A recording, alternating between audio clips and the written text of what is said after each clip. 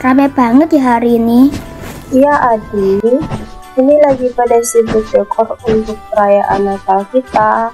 Oh, tempat ini jadi bagus ya kak. Hehe. Bagus dong, jadi penitiannya keren banget tahun ini. Kak, itu orang itu kok tadi nyuruh sih kak? Kan kasihan yang disuruh. Oh, itu sih Angel. Dia yang jadi ketua panitia Natal tahun ini. Memang kan tugas ketua harus bisa memimpin dan mengarahkan anggotanya. Itu dia bukan nyuruh Adi, tapi sedang memberi arahan supaya dekornya bisa semakin bagus dan seperti yang direncanakan. Oh iya kak, tadi sampai lupa. Tadi waktu di parkiran, Adi dipanggil sama Kak Abai. Disuruh tunggu di ruang PA dulu. Kalau belum mulai latihannya, Adi ke ruang PA aja ya kak. Nggak tahu ada teman-teman di sana. Oke, nanti kakak panggilin deh kalau udah mau mulai.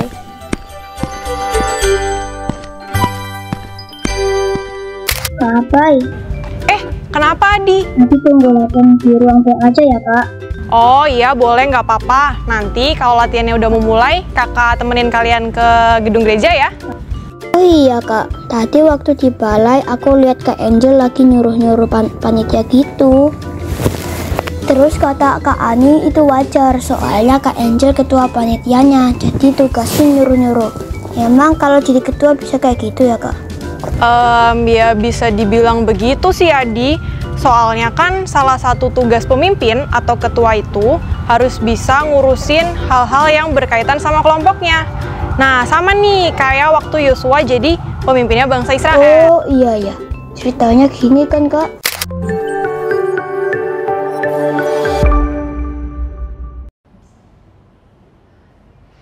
Salam teman-teman. Sebelumnya kami mau mengucap selamat hari Natal, kiranya damai sejahtera di hari kelahiran Tuhan Yesus senantiasa menyertai kita semua. Teman-teman yang dikasihi Tuhan Yesus, ketika semua raja orang Amori dan semua raja orang Kanaan mendengar bahwa Tuhan telah mengeringkan air sungai Yordan sehingga dapat menyeberang, maka mereka akan menjadi kehilangan semangat menghadapi orang Israel.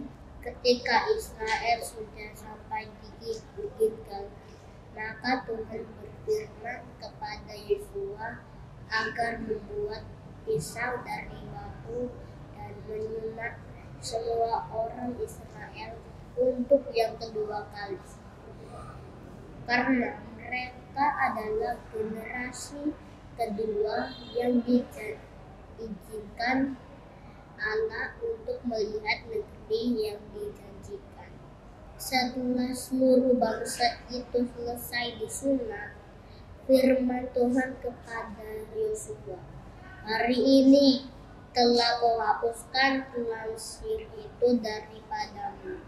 Itulah sebabnya nama tempat itu disebut Gilgal, dan berarti aku telah menghapus. Setelah itu Yosua memimpin bala tentara Israel menuju tanah Kanaan. Mereka tiba di kota Yeriko.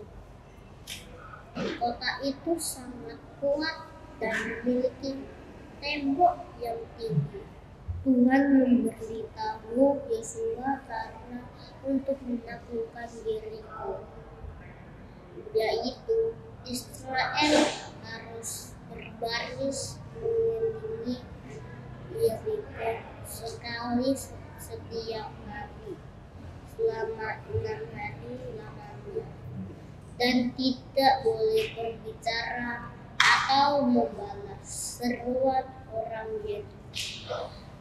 Yosua dan bangsa itu mematuhi apa yang diperintahkan oleh Tuhan.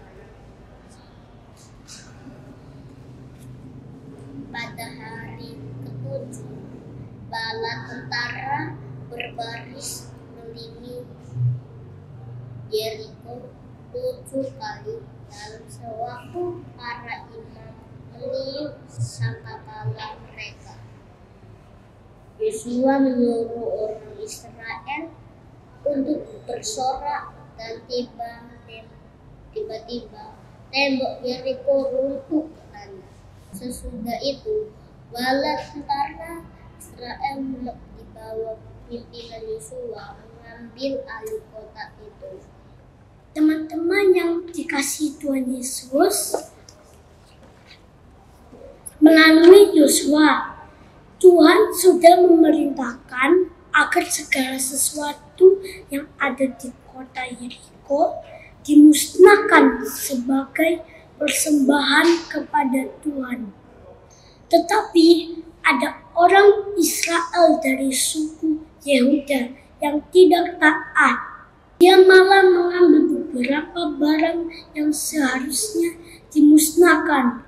Sehingga ketika mereka menyerbu kota Ai, bangsa Israel mengalami kekalahan.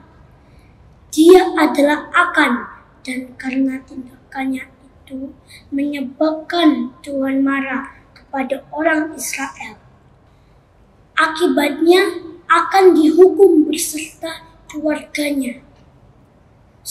Setelah itu Tuhan berfirman kembali kepada Yosua untuk membawa bala tentaranya menuju Ai, dan Tuhan akan memberikan kota Ai kepada Israel.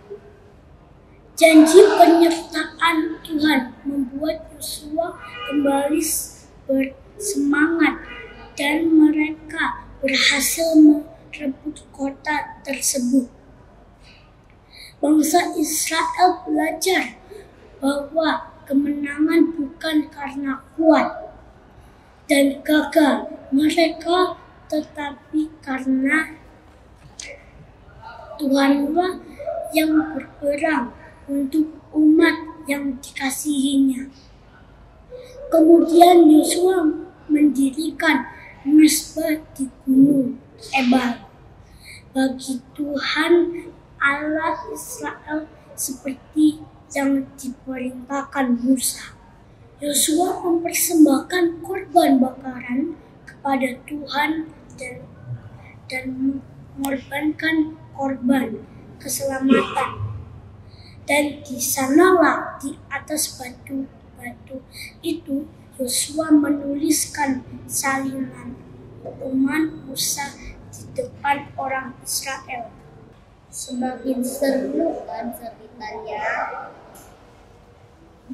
Bala tentara Israel di bawah pimpinan Yosua yang senantiasa disertai oleh Allah berhasil memenangkan pertempuran melawan bangsa lain di Kanaan yang raja-rajanya bersatu melawan Israel. Ada satu bangsa, yaitu Gibeon, yang mempunyai rencana lain, yaitu mengakali bangsa Israel agar tidak diserang oleh bangsa Israel, dan mereka berjanji akan menjadi pelayan bangsa Israel. Allah telah membantu orang-orang Israel seperti yang telah dijanjikannya.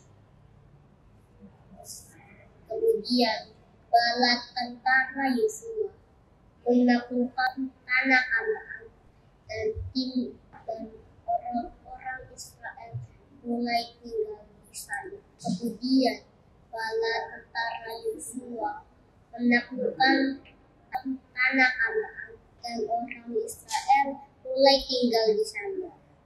Kemudian Yosua mengingatkan orang-orang Israel akan semua mujizat dan janji Tuhan yang telah dinyatakan kepada bangsa Israel.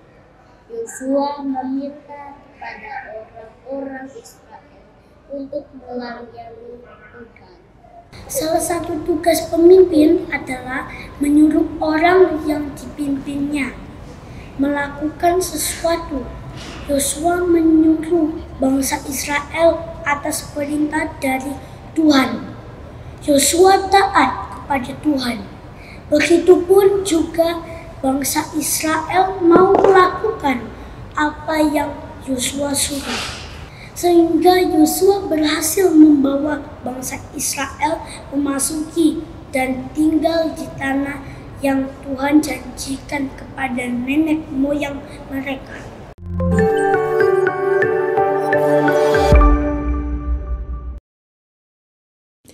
Mari kita perhatikan pengetahuan. Dalam kitab Yosua diceritakan tentang pimpinan Tuhan bagi bangsa Israel untuk masuk tanah Kanaan dengan merebut tanah-tanah tersebut. Apa aja ya? Mari kita simak. Pada saat kepemimpinan Musa, daerah di seberang Yordan ke arah matahari terbit dari sungai Arnon sampai Gunung Hermon, serta seluruh Araba Yordan ke arah timur. Raja yang dikalahkan dua raja, yaitu Raja Sihon dan Raja Og. Dan daerah ini adalah untuk suku Ruben, Gad, dan Manasye yang setengah.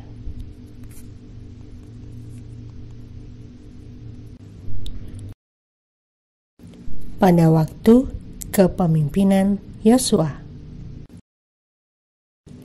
daerah di sebelah barat Sungai Yordan dari Baal Gad di lembah Gunung Libanon sampai pegunungan Gundul yang mendaki ke arah Seir.